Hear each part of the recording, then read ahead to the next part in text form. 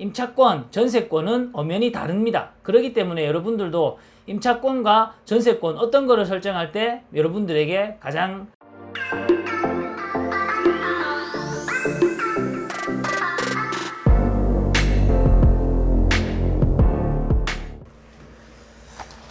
안녕하세요, 경매이 프로입니다. 네, 오늘은 여러분에게 이제 임차권과 전세권에 대해서 여러분들이 조금 혼동하시는 부분이 있어가지고 제가 오늘은 그 부분에 대해서 확실하게 이제 정립을 해드리려고 이렇게 이제 영상을 찍게 되었습니다. 우선 임차권에 대해서 여러분들이 조금 아시려면 여러분들은 이제 지금부터 이제 세입자가 되셔야 됩니다. 세입자가 되셔가지고 저의 집에 이제 세를 들어와서 사는 세입자입니다. 그 가정하에 이제 설명을 드리도록 하겠습니다. 여러분과 처음 저는 만나서 이제 부동산에 가서 임대차 계약을 맺게 되는 거죠. 임대차 계약을 맺고 난 뒤에 여러분은 이제 제가 소유한 집에서 점유를 하면서 이제 거주를 하면서 이제 2년 동안 살게 되는 거죠.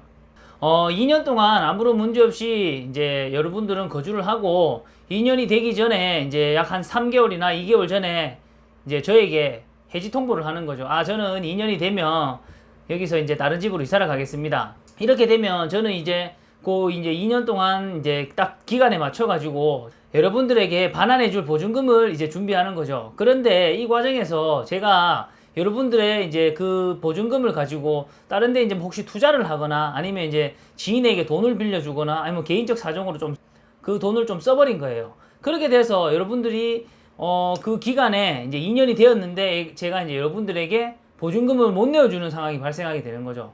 이럴 때는 여러분들이 제일 이제 알고 계시는 이제 첫 번째 방법은 이 집에서 점유를 빼지 않고 그냥 주인이 보증금을 돌려줄 때까지 계속 쭉 산다. 이 첫 번째 방법, 이걸 여러분들이 많이 알고 계신데 여기서 이제 임차권이란 이 권리를 설정하게 되면 여러분들이 그 집에서 저희 집에서 이제 점유를 빼더라도 대항력이 생기는 그런 권리를 임차권이라고 합니다.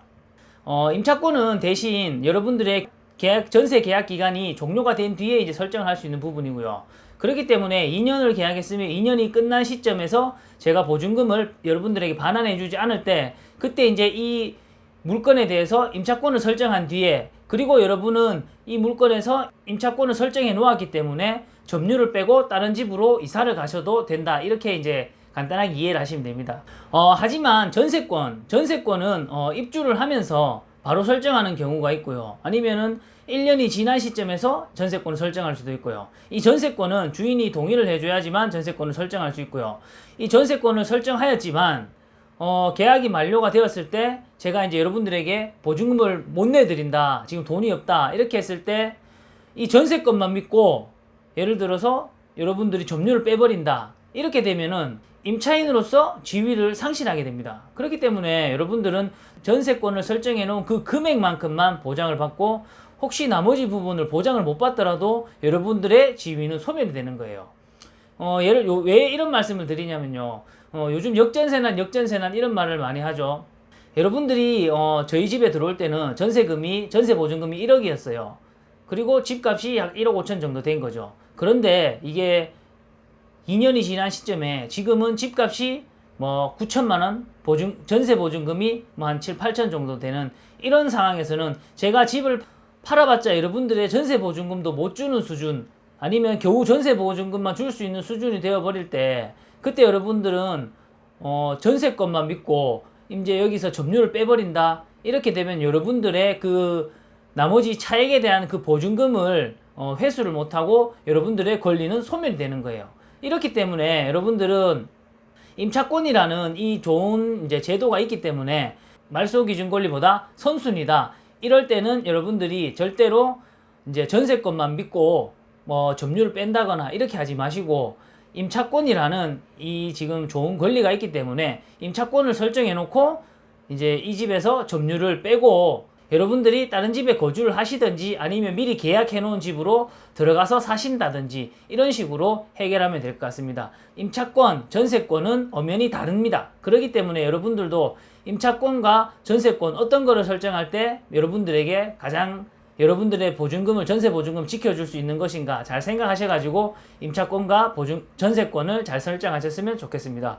오늘 이렇게 이제 임차권과 전세권에 대해서 간단하게 설명드렸는데요. 여러분들이 지금 혹시 전세 살고 계신다면은 꼭 한번 확인해 보시길 바라겠고요. 역전세난이 났을 때 여러분들의 보증금을 그나마 안정적으로 지켜줄 수 있는 게 임차권이다. 전세를 살더라도 여러분들의 보증금을 꼭 지키실 수 있으면 좋겠습니다. 임차권에 대해서 설명을 마치겠고요. 기타 뭐 궁금하신 점이나 따로 이제 문의할 점이 있으면은 언제든지 저한테 연락 주시면은 제가 아는 한도 내에서 최대한 도와드리도록 하겠습니다. 이상 여러분들의 부족한 경매 지식을 채워주는 경매 2%였습니다. 감사합니다.